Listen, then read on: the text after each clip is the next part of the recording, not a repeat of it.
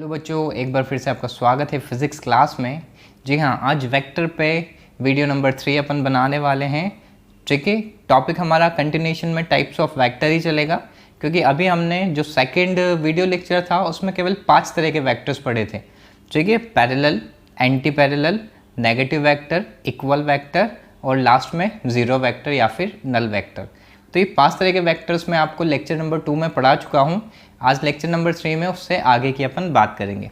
Okay, तो चलिए 6th number का जो टॉपिक है अपन वो ले लेते हैं। जो 6th नंबर पे वेक्टर आता है that is collinear vector. Okay, collinear vector. ठीक है, लीनियर नाम आ रहा है इसमें, कोलिनियर। ठीक है, तो नाम से बेटा आधी चीज़ें हमें क्लियर हो जाती है कि those vectors which are present on same line. Okay, definition लिख सकते हैं, दोज वेक्टर्स, ठीक है, which are present on same line, which are present on same line. Okay, यानी सेम लाइन पे जितने भी वेक्टर्स होंगे वो सारे आपके कोलिनियर वेक्टर्स होंगे। ठीक है, देखिए मैं यहाँ पर सबसे पहले एक लाइन लगा देता हूँ। ठीक है, ये लाइन मैंने यहाँ पर खींच दिया है। अब इस लाइन पर आपके जितने भी वेक्टर्स होंगे, इस पर आपके जितने भी वेक्टर्स होंगे वो सारे आपके कोलिनियर वेक्टर होंगे। जैसे यहाँ पर मैंने एक वेक्टर बनाया पी वेक्टर। ठीक है, अब इसी लाइन पर मैं एक और वेक्टर बना देता हूँ दैट इज़ क्यू वेक्टर। ठीक है, देन अगेन इसी लाइन पर मैं वेक्टर ड्रॉ कर देता हूँ दैट इज़ एस वेक्टर। ठीक है, तो यहाँ पर पी वेक्टर, क्यू वेक्टर और एस वेक्टर ये सब आपस में कैसे हैं, कोलिनियर वेक्टर। तो एक और पॉइंट आप यहाँ से बना सकते हैं। क्या पॉइंट होगा, the angle between the collinear vectors. दिखाई दे रहे हैं कितना हो सकता है, the angle between the collinear vectors. ठीक है, 0 डिग्री और 180 डिग्री। ठीक है, vectors can be 0 degree and 180 degree. ठीक है, कोई से भी दो वेक्टर्स ले लीजिए, लाइक पी वेक्टर और एस वेक्टर एक दूसरे के बीच में कितना एंगल बना रहे हैं, 0 डिग्री। जबकि पी वेक्टर और क्यू वेक्टर एक दूसरे के बीच का कितना एंगल बना रहे हैं, 180 डिग्री। ओके, सो इसलिए मैंने आपको लिखा हुआ है कोलिनियर वेक्टर्स में कितना एंगल बना सकते हैं वेक्टर्स, 0 डिग्री का और 180 डिग्री के बीच में। ओके, ये क्लियर है। अब नेक्स्ट जो वेक्टर है हमारा दैट इज को इनिशियल वेक्टर। ओके, 7 नंबर का जो वेक्टर है दैट इज को इनिशियल वेक्टर। ओके, नाम लिखते हैं अपन इस पर। सबसे पहले 7 नंबर का है ये, दैट इज को इनिशियल वेक्टर। को यानी कि साथ में, इनिशियल यानी कि जो वेक्टर साथ में शुरू हो। ओके, साथ में शुरू होने का मतलब कि those vectors which have same initial point known as को इनिशियल वेक्टर, या फिर वो वेक्टर्स जिनका स्टार्टिंग पॉइंट एक कॉमन पॉइंट हो, कौन सा वेक्टर कहलाएंगे, को इनिशियल वेक्टर कहलाएंगे। ठीक है, इसकी डेफिनेशन लिख सकते हैं अपन, those vectors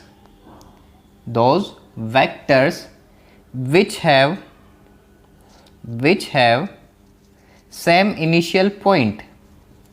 okay, co-initial मतलब समझ चुके हैं आप, सेम इनिशियल पॉइंट और कॉमन स्टार्टिंग पॉइंट। ठीक है, और कॉमन स्टार्टिंग पॉइंट।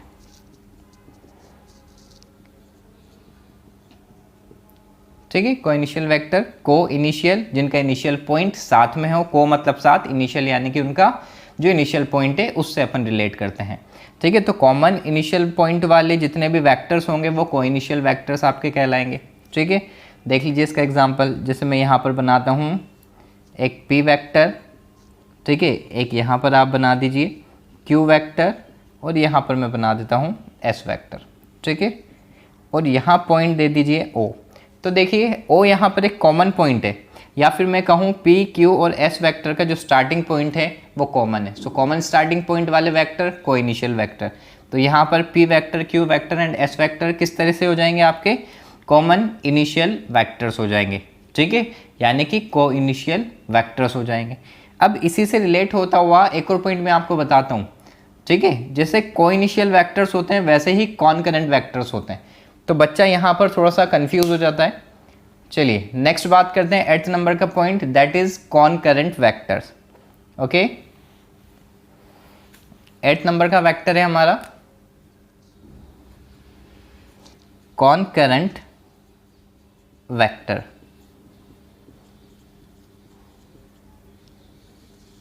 ओके, देखिए कॉनकरेंट वेक्टर क्या होता है। Concurrent vectors are those vectors which passing through a common point, यानी आपके ऐसे वेक्टर जो कि एक कॉमन पॉइंट से पास हो रहे हो कॉनकरेंट वेक्टर्स कहलाते हैं। चलिए पहले डेफिनेशन इसकी लिख लेते हैं अपन। Those vectors which pass through a common point, which pass through a common point. Okay, तो देखिए ये ऐसे वेक्टर हैं जो किसी कॉमन पॉइंट से पास हो रहे हो, और कोई इनिशियल वेक्टर जिनका इनिशियल पॉइंट कॉमन हो, जिनका इनिशियल पॉइंट सेम हो। ठीक है, डिफरेंस समझिएगा। मैं यहाँ पर एक वेक्टर बना रहा हूँ, ये पी वेक्टर। ठीक है, यहाँ पर मैं कोई एक वेक्टर बना देता हूँ, this is Q vector. Okay, और तीसरा वेक्टर आप यहाँ पर कहीं बना दीजिए, ये आपका एस वेक्टर। ठीक है, तो देखिए अगर इनको मैं थोड़ा सा एक्सटेंड कर दूँ, तो एक्सटेंड करने पर ये देखिए ये यहाँ पर एक कॉमन पॉइंट मिल रहा है। ठीक है, this is the common point. तो क्या ये इस कॉमन पॉइंट से स्टार्ट हो रहे हैं क्या ये वेक्टर इस कॉमन पॉइंट से स्टार्ट हो रहा है? नहीं, इसका कॉमन पॉइंट ये रहा, इसका कॉमन पॉइंट यहाँ है, इसका कॉमन पॉइंट यहाँ है। बट जब आपने इसको एक्सटेंड किया तो आपको एक बेसिक कॉमन पॉइंट यहाँ पर मिला है। ठीक है, तो डिफरेंस समझ में आ रहा है को इनिशियल वेक्टर और कॉनकरेंट वेक्टर्स में। को इनिशियल वेक्टर तो वो वेक्टर हैं जिनका इनिशियल पॉइंट सेम हो। ठीक है, और कॉनकरेंट वेक्टर कौन सा वेक्टर हैं? ठीक है, जो कि पास होते हों किसी इनिशियल पॉइंट से।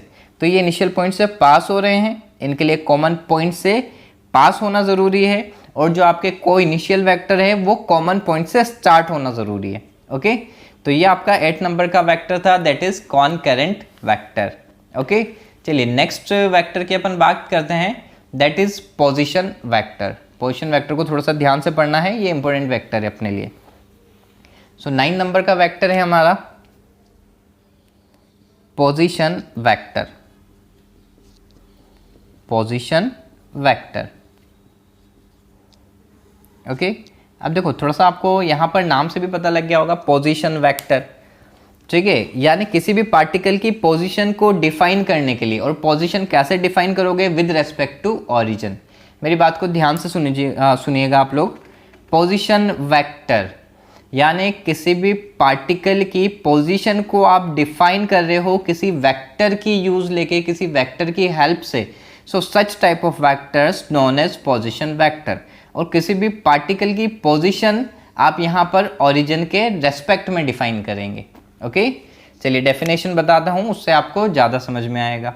ठीक है, अ वेक्टर लिख सकते हैं साथ के साथ हम, a vector which define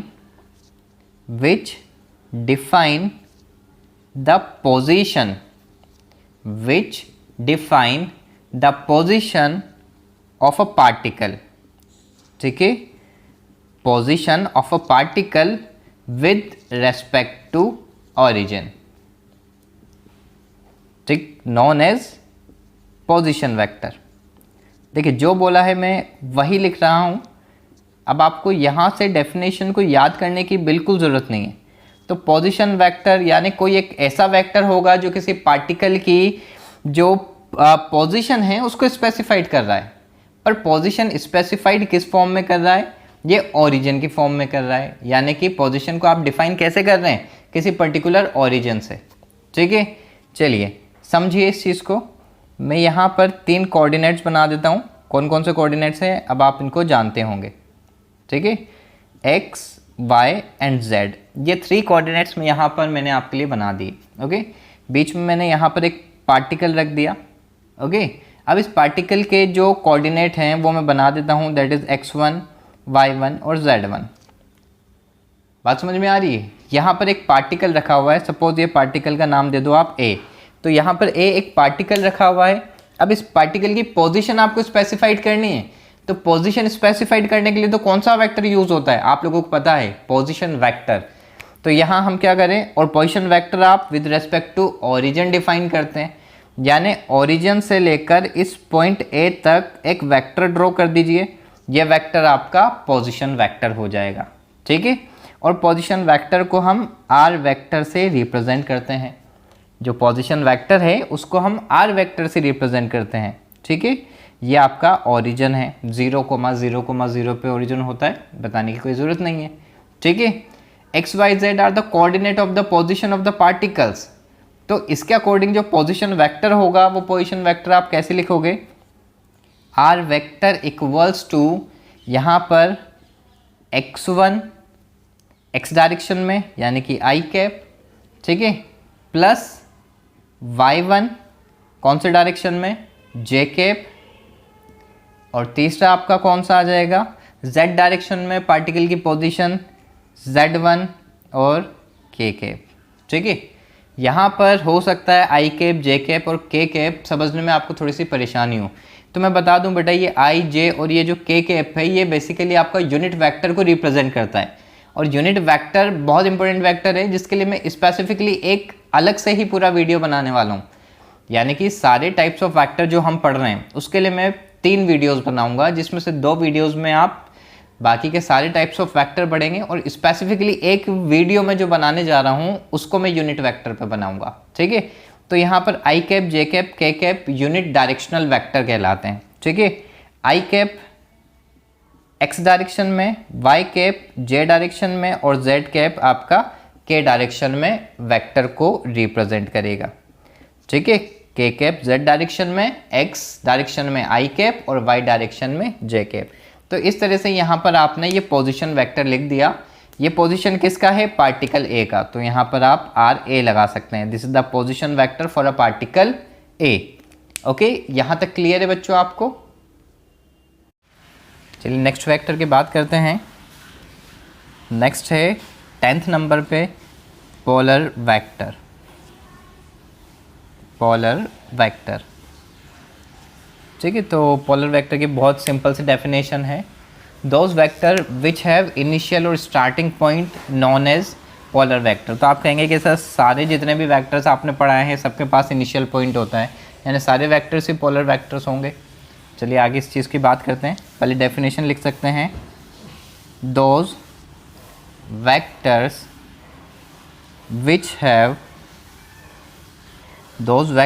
which have initial और स्टार्टिंग पॉइंट, इनिशियल और starting point known as polar vector. Okay, चलिए इसको एक क्वेश्चन के थ्रू अपन समझते हैं कि कौन से वेक्टर पोलर वेक्टर्स में नहीं आएंगे। देखिएगा, मैंने आपसे एक सिंपल सा क्वेश्चन किया है, 4 ऑप्शन देता हूँ मैं इसके। क्वेश्चन है which vector is not a polar vector, which vector is not a polar vector. ठीक, 4 ऑप्शन आपके पास हैं। पहला है पैरेलल वेक्टर, दूसरा है आपके पास इक्वल वेक्टर्स, ओके, थर्ड है आपके पास नल वेक्टर, और फोर्थ है कॉन्करेंट वेक्टर। पूछा गया है which vector is not a polar vector. तो अब यहाँ से आपको बताएंगे कि पैरेलल वेक्टर्स, आपके 2 वेक्टर्स पैरेलल होते हैं, ठीक है, दोनों का इनिशियल पॉइंट होता है। ठीक, इक्वल वेक्टर्स का भी इनिशियल पॉइंट आपको पता है होता है, कॉन्करेंट के भी होते हैं। जबकि नल वेक्टर को अपन ने रिप्रेजेंट किया था 0 वेक्टर से, यानी वो वेक्टर जिनका मैग्नीट्यूड होता है 0, यानी कि वो वेक्टर जिनका मैग्नीट्यूड होता है 0। तो 0 मैग्नीट्यूड वाले वेक्टर को आपने एक पॉइंट से रिप्रेजेंट किया था। क्या इसके पास स्टार्टिंग पॉइंट है, इसका इनिशियल पॉइंट आपको नज़र आ रहा है? तो आप कहेंगे नहीं, इसका कोई स्टार्टिंग पॉइंट ही नज़र नहीं आ रहा। इसी वजह से अपन इसकी डायरेक्शन को भी स्पेसिफाइड नहीं कर पा रहे थे, ठीक है। तो which vector is not a polar vector, answer है null vector is not a polar vector. Null vector को छोड़कर बाकी के जो वेक्टर्स होते हैं, जो वेक्टर आप ड्रॉ करते हो एक एरो के थ्रू, वहाँ पर बिल्कुल उनका इनिशियल और स्टार्टिंग पॉइंट आप लोगों को पता होता है। ओके, तो चलिए अब यहाँ पर अपन एक्सियल वेक्टर की बात कर लेते हैं। वेक्टर नंबर 11, ठीक, vector number 11 that is axial vector. चलिए, एक्सियल वेक्टर, ठीक है। चलिए, एक्सियल वेक्टर क्या होते हैं? बेसिकली रोटेशनल मोशन में आपको एक्सियल वेक्टर काम आने वाला है, जहाँ पर आपको रोटेशनल इफेक्ट्स को शो करना पड़ेगा, ठीक है। तो इसी तरह से इसको डिफाइन कर लेते हैं। दीज वेक्टर्स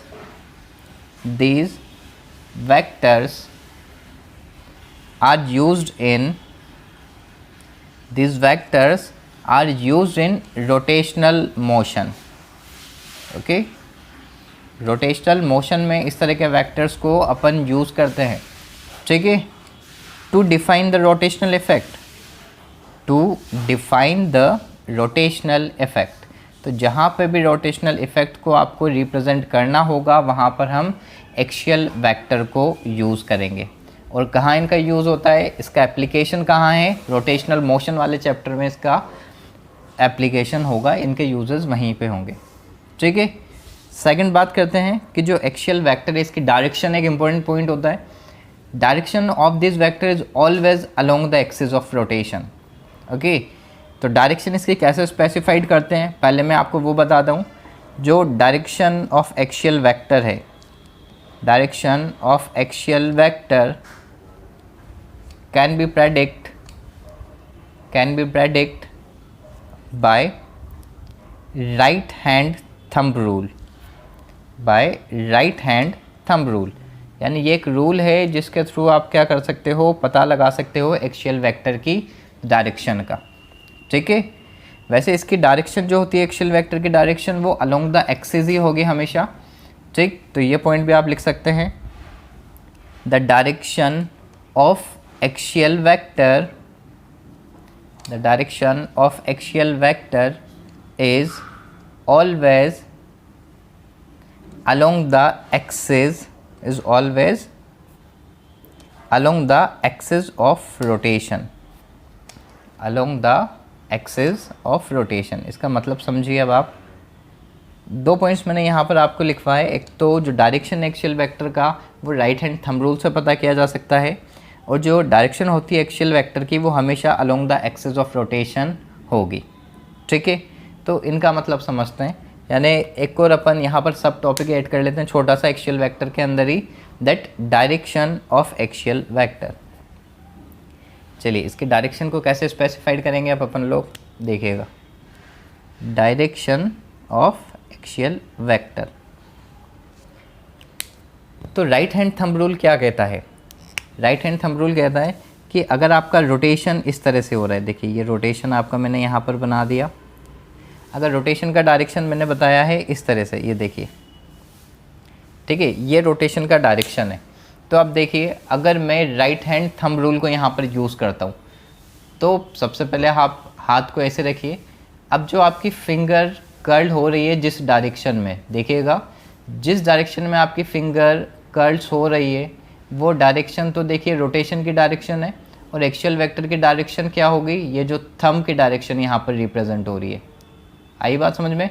दोबारा समझिएगा कि यहाँ पर जो रोटेशन का डायरेक्शन है वो क्या है, मेरी फिंगर्स के थ्रू मैं उसको रिप्रेजेंट कर रहा हूँ, यानी कर्लिंग ऑफ फिंगर्स से मैं रिप्रेजेंट कर रहा हूँ यहाँ पर एक्सियल, यहाँ पर जो रोटेशन हो रहा है उसके डायरेक्शन को, देखिए इस तरह से। तो ये जो थंब यहाँ पर आएगा मेरा ऊपर की तरफ, ये थंब रिप्रेजेंट करेगा direction of the axial vector को। क्लियर है? ये रिप्रेजेंट करेगा direction of the axial vector को। अभी यहाँ पर किस तरह से आ रहा है, देखिए या आपने इस तरह से पकड़ा तो मेरे अंगूठे की थंब की डायरेक्शन देखिए ऊपर की तरफ, यानी प्लेन से आउटवर्ड डायरेक्शन में। इसका मतलब यहाँ पर मैं इस तरह से इसकी डायरेक्शन बना सकता हूँ, ठीक है। ये डायरेक्शन ऑफ एक्सियल वेक्टर है, ऊपर की तरफ डायरेक्शन ऑफ एक्सियल वेक्टर होगी। ओके, अब देखिए अगर आप इसको अपोजिट कर देते हैं, ठीक है, ये अपोजिट डायरेक्शन मैंने बना दी, ठीक है। ये आपका क्लॉकवाइज डायरेक्शन आप इसको लिख सकते हैं, और ये आपका एंटी क्लॉकवाइज डायरेक्शन के लिए था। चलिए, क्लॉकवाइज डायरेक्शन में आपको हर हाल में हैंड जो है वो राइट हैंड ही यूज़ करना है। तो देखिए अब राइट हैंड, अब आपको पता है कि जो फिंगर्स की डायरेक्शन है ये फिंगर्स की डायरेक्शन रिप्रेजेंट करेगी जिस तरह से रोटेशन हो रहा है उसकी डायरेक्शन को। तो देखिए क्लॉकवाइज अगर मैं फिंगर्स को कर्ल करता हूँ, क्लॉकवाइज अगर मैं फिंगर को कर्ल कर रहा हूँ तो मेरा थंब किधर की तरफ जा रहा है, ये देखिए ये जो थंब है अंदर की तरफ जा रहा है, यानी कि आउटवर्ड डायरेक्शन में यहाँ पर आपके एक्सियल वेक्टर की डायरेक्शन होगी। This is the direction of the axial vector. क्या ये बात क्लियर है आपको? ठीक है। और इस तरह की चीज़ों को रिप्रेजेंट करने के लिए देखिए अगर आप यहाँ पर कोई प्लेन कंसिडर कर लेते हैं, जैसे कि मैं यहाँ पर दोबारा एक और चीज़ आपको एक्सप्लेन कर देता हूँ। अगर इस तरह का मैंने यहाँ पर प्लेन बनाया और आपका रोटेशन देखिए किस तरह से हो रहा है, इस डायरेक्शन में आपका रोटेशन हो रहा है, यानी कि एंटी क्लॉकवाइज रोटेशन ये हो रहा है। तो एंटी क्लॉकवाइज रोटेशन में आपको पता था कि जब एंटी क्लॉकवाइज रोटेशन होगा तो आपकी फिंगर किस तरह से कर्ल हो रही है, इस डायरेक्शन में, और थंब आपके डायरेक्शन में आ रहा है, यानी यहाँ पर थंब किस चीज़ को रिप्रेजेंट कर रहा है, एक्सियल वेक्टर की डायरेक्शन को। तो एक्सियल वेक्टर की डायरेक्शन में यहाँ पर किस तरह से रिप्रेजेंट करूँगा, ये देखिए यहाँ पर एक डॉट में लगा देता हूँ, ये डॉट रिप्रेजेंट कर रहा है आपका एक्सियल वेक्टर के डायरेक्शन को। जबकि यहाँ पर भी आप इस चीज़ को रिप्रेजेंट कर सकते हैं, ये मैंने यहाँ पर बना दिया प्लेन, और देखिए ये रोटेशन आपका किस डायरेक्शन में है, ये क्लॉकवाइज डायरेक्शन में आपने रोटेशन बना दिया। ठीक है, ये देखिए ये क्लॉकवाइज डायरेक्शन में आपने यहाँ पर रोटेशन बना दिया।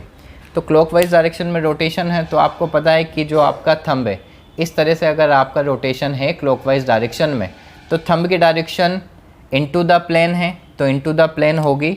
तो यहाँ पर आप लगा दीजिए क्रॉस, ये इनटू द प्लेन को रिप्रेजेंट करेगा, ये आउटवर्ड टू द प्लेन को रिप्रेजेंट करेगा। ठीक है, ये चीज़ आपको क्लियर है? देखिए इसको इस तरह से भी समझ सकते हैं कि जब आप एंटी क्लॉकवाइज डायरेक्शन की बात कर रहे हो, तो अगर मैं यहाँ से देखो ये एक्सिस यानी इस तरह से रिप्रेजेंट कर रहा हूँ ये थंब, तो ये थंब की डायरेक्शन से अगर मैं इस मार्कर को रिप्रेजेंट करूँ तो ये मार्कर का पॉइंट आपको यहाँ पर दिखाई दे रहा है बाहर की तरफ आते हुए, इसलिए मैंने यहाँ पर ये पॉइंट रिप्रेजेंट किया है। ओके, अब क्लॉकवाइज के केस में देखिए, क्लॉकवाइज के केस में आपका जो एक्सिस है वो अंदर की तरफ जा रहा है, यानी एक्सियल वेक्टर की डायरेक्शन इनटू द प्लेन है, तो इनटू द प्लेन होगी, यानी कि ये पॉइंट आपका अंदर की तरफ जाता हुआ दिखाई देगा। तो आपको बाहर से क्या दिखेगा, ये क्रॉस, तो ये क्रॉस मैंने यहाँ पर ड्रॉ कर रखा है। तो ये एक्सियल वेक्टर की आपकी डायरेक्शंस होती है। ओके, यहाँ तक क्लियर है?